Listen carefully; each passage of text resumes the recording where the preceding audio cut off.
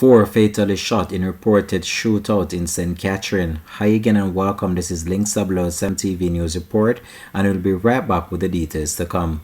Welcome to Links 007 TV News Report, providing you with the best in local and international news updates.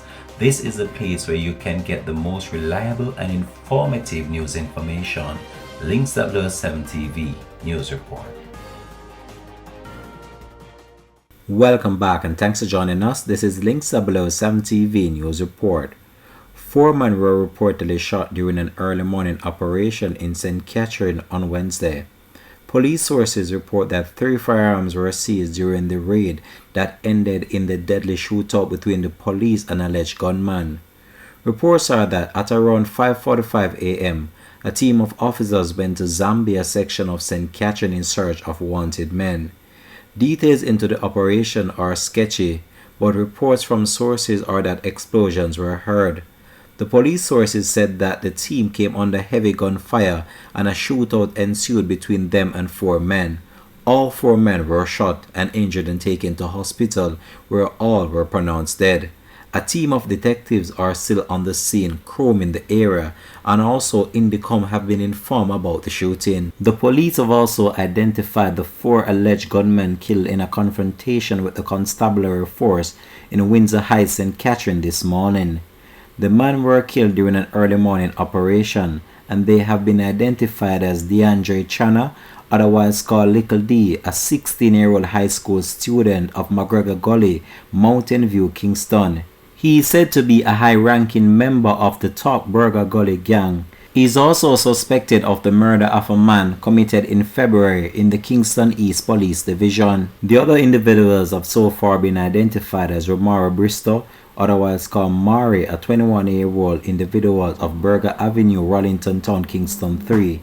He is also a high-ranking member of the Top Burger Gully gang. Patrick Brown, otherwise called Welch, a 24-year-old labor of Zambia District, Central Village, St. Catherine. Nigel Adams, otherwise called Baja or Chuchu, an unemployed 22-year-old of Sarah Street, Kingston 4.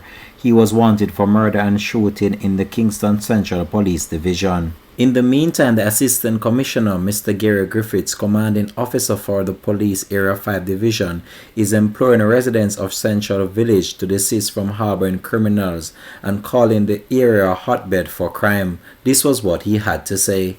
We are presently in the Zambia community where behind me, 4 men were fatally wounded and 3 guns recovered this morning during an operation about 2:30 a.m.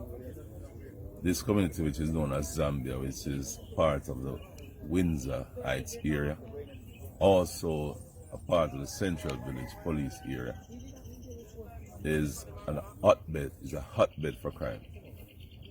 All the other communities adjoining Zambia are also places of concern. So we have a Browns Lane, we have what is referred to as Compound. The entire space here is a hotbed where men frequently engage each other and engage the security forces. Unfortunately, during this morning engagement, 4 were shot fatally. I'm imploring persons from the community to desist from harboring criminals. Our focus, as we have been saying over time, is the guns, gang, and gunmen. And wherever you are, we'll be coming at you. We need to make the communities safe for people, law-abiding citizens. Even gunmen are a threat to themselves because they would be injured at some stage or maybe killed, whether it be by their fellow gunmen or by the security forces. And then it makes life difficult for those who are law-abiding who want to come inside the area to do business.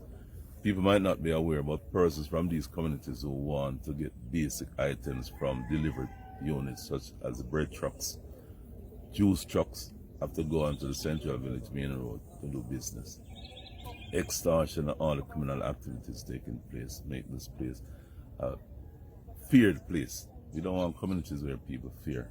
It impacts business, it impacts way of life, and we are trying to fix this.